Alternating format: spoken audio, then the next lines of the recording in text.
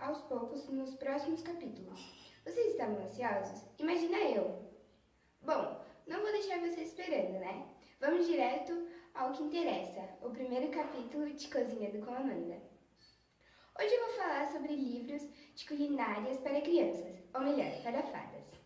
Esses tipos de livros são ótimos, demais, muito legal, para quem quer iniciar no mundo da cozinha. Oi, gente! Hoje eu vou falar sobre o livro Fadas na Cozinha.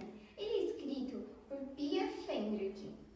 Ela escreve no livro que toda vez que uma menina quer cozinhar, ela deve estar acompanhada por pais ou responsável. Na minha opinião, este livro é demais, porque conta sobre tudo que uma menina gosta.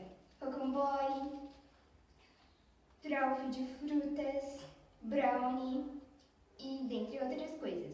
Esse livro, para mim, é